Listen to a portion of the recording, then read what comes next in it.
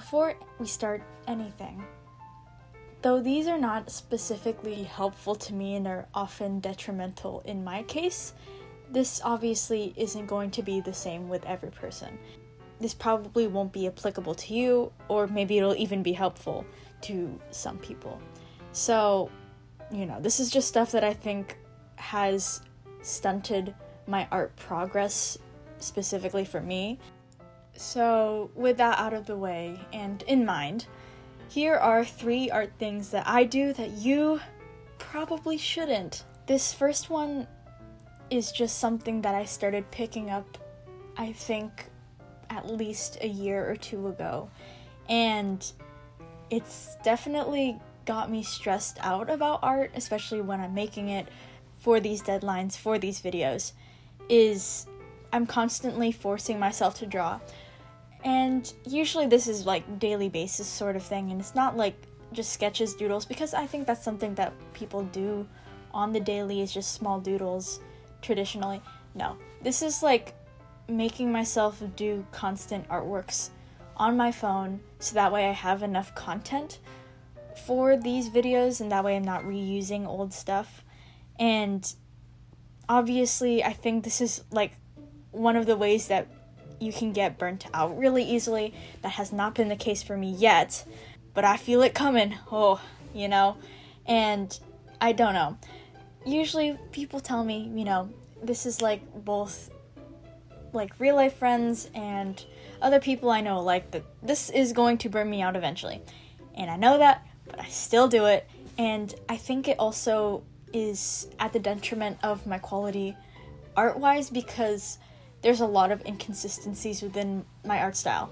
And looking at different art pieces that were made within the same week, it's really bad. And I know I shouldn't force myself to draw when I don't want to, because then it's not really like me putting in the proper effort into something.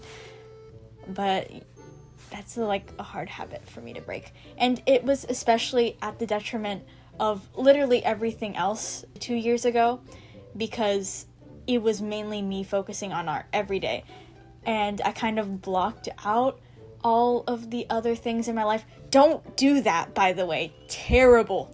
Don't do that. Yeah, so maybe not the best decision on my end, and I'm still trying to like ease my way into I don't need to draw all the time every day.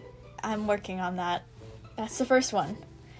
The second one is situational. I think that's mostly because of stuff I have to deal with at home and, schedules, time crunching, all that. But I tend to also, on top of like force myself to draw, speedrun said art. And that's not necessarily a bad thing, working within time constraints I don't think is too detrimental to an artist. But I think in my case it is like not exactly helpful, because it just adds to the stress and lowers the quality of my art, obviously, because I'm rushing and I'm not really putting in the proper time that an art piece really needs to look polished. So a lot of it looks really bad. And again, it causes a lot of like fluctuation and issues with my art style itself, and it's just not exactly helpful in my case. But obviously that's something I can't exactly not do, because again, I don't have a lot of options when it comes to when I'm doing art. It still isn't exactly helpful, and I don't recommend it for most artists, so I think it is to the detriment. This last one, I don't know.